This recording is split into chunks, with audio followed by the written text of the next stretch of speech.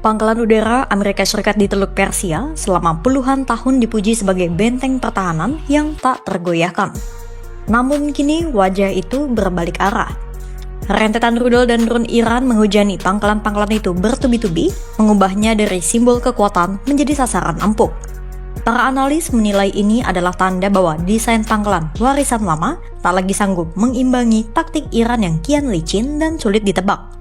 Maka tak heran jika pangkalan yang dulu jadi kebanggaan kini justru menjadi beban yang menekan seluruh kawasan Teluk.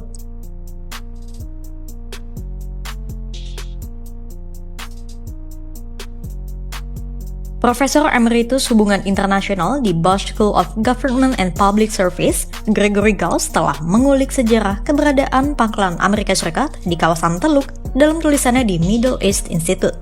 Gregory menyebut jejak kehadiran militer Amerika Serikat di Teluk Persia tak bisa dilepaskan dari trauma Perang Teluk pertama tahun 1990 hingga 1991. Saat itu, Irak di bawah Saddam Hussein menyerbu Kuwait. Washington melihat itu sebagai momentum untuk menanamkan pengaruh jangka panjang di kawasan kaya minyak ini. Tak lama setelah perang itu usai, satu persatu perjanjian keamanan diteken. Kuwait, Bahrain, dan Qatar menjadi tuan rumah resmi pangkalan militer Amerika Serikat. Sementara Uni Emirat Arab, Oman, dan Arab Saudi membuka akses bagi pasukan Amerika Serikat untuk singgah dan memanfaatkan fasilitas militer mereka. Bagi para pemimpin Teluk kala itu, kehadiran Amerika Serikat adalah jaminan nyata, bukti bahwa Washington sungguh-sungguh berkomitmen melindungi mereka dari ancaman Irak maupun Iran. Selama lebih dari 3 dekade, strategi ini terbukti ampuh. Hanya sedikit serangan militer konvensional yang benar-benar menyentuh kawasan Teluk. Sebut saja rudal Houthi yang menyasar Arab Saudi dan Uni Emirat Arab, serta serangan Iran pada September 2019 ke kilang minyak Abqaiq dan Quraish. Bahkan saat perang 12 hari antara Israel dan Iran meletus pada Juni 2025, Iran memilih menahan diri tak menyerang langsung negara-negara Teluk, kecuali satu tembakan rudal yang sifatnya lebih simbolis ke pangkalan udara Amerika Serikat di Qatar. Namun belakangan muncul pandangan lain dari sebagian warga Teluk. Mereka mulai mempertanyakan apakah keberadaan pangkalan itu justru menyeret negara mereka ke dalam perang yang bukan pilihan mereka sendiri.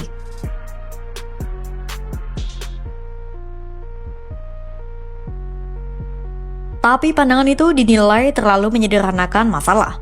Sebab pangkalan bukanlah penyebab hubungan keamanan Teluk dengan Washington, melainkan konsekuensi dari hubungan itu sendiri.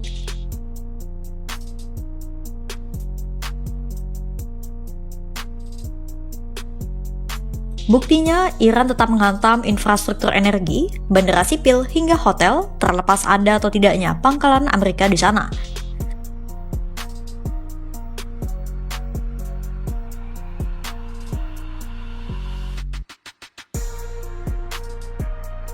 Titik baliknya terjadi ketika Washington menanggalkan strategi penangkalan yang selama ini menjadi fondasi hubungannya dengan Teluk. Perang kali ini justru bersifat lebih ofensif dan syarat akan upaya menggulingkan rezim di Iran. Dan ketika tujuan perang bergeser sedrastis itu, tak ada lagi alasan bagi Iran untuk menahan serangan balasannya. Pangkalan-pangkalan yang dulu jadi jaminan keamanan, kini justru berubah menjadi sasaran paling rentan di seluruh kawasan.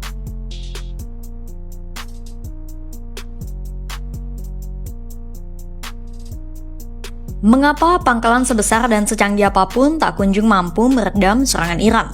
Jenderal Purnawirawan Kenneth McKenzie, mantan Komandan Centcom yang pernah langsung mengawasi jaringan pangkalan di Timur Tengah, punya jawabannya. Ia menyebut pangkalan udara Al-Udeid di Qatar yang merupakan markas besar Centcom sebagai monumen pemikiran lama di tengah era peperangan hibrida modern. Menurutnya, akar seluruh pangkalan ini sebenarnya lahir dari kebutuhan era Perang Dingin, yaitu untuk melindungi kawasan kaya minyak dari benturan dengan Uni Soviet, lalu berlanjut untuk misi kontra pemberontakan pasca serangan 11 September. Dengan kata lain, lokasi dan desainnya dibangun untuk ancaman yang sudah lama berlalu, bukan untuk menghadapi Iran yang kini justru menjadi ancaman utama. McKenzie bahkan belak-belakan mengatakan, tidak ada orang waras yang akan menempatkan markas Centcom 100 mil dari Iran.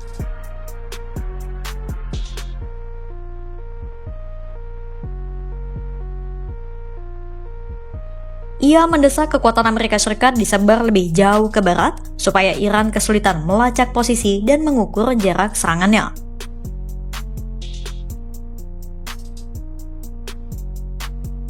Temuan Al Jazeera di lapangan memperkuat argumen ini dari sisi teknis.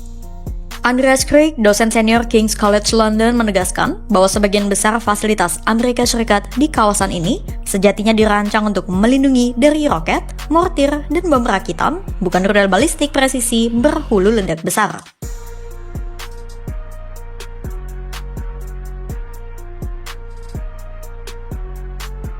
Sekitar 50.000 personel Amerika Serikat di kawasan Teluk beroperasi dari pangkalan tetap yang terbuka dan berada dalam jangkauan persenjataan rudal serta drone Iran yang kian canggih. Artinya, ketika rudal Iran mendekat dengan lintasan dan kecepatan yang berbeda-beda, sistem pertahanan seperti Patriot dan THAAD pun kerap kewalahan menangkalnya. Walau sebagian besar rudal berhasil ditembak jatuh, cukup 1 atau 2 yang lolos untuk menimbulkan korban jiwa dan kerusakan besar. Pada akhirnya, pangkalan warisan perang dingin itu hanya tangguh di atas kertas, tapi rapuh di depan taktik perang yang sama sekali baru.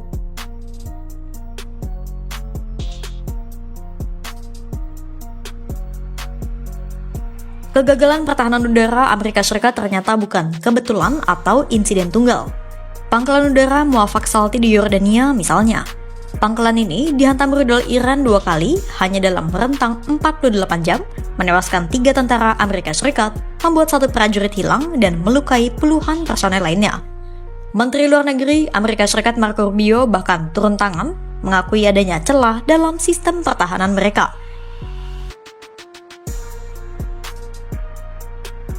Tapi juru bicara CENTCOM, Kapten Tim Hawkins, enggan merinci hasil investigasi internal yang masih berjalan. Yang ia konfirmasi hanya satu, armada Amerika Serikat dan sekutunya memang berhasil menumbangkan puluhan rudal dan drone Iran, namun secara akumulatif, hampir 100 personel Amerika Serikat tercatat terluka sepanjang bulan ini. Di tengah sorotan tajam ini, Presiden Donald Trump justru memilih mengalihkan tudingan. Ia menyebut ada operator lain di lokasi yang dinilainya lalai menjalankan tugas. Trump bersikeras peralatan militer Amerika Serikat adalah yang terbaik di dunia dan mengeklaim timnya sudah menghentikan hampir semua ancaman yang datang. Namun, ia menyalahkan pihak lain yang dianggap tak bekerja sebaik seharusnya.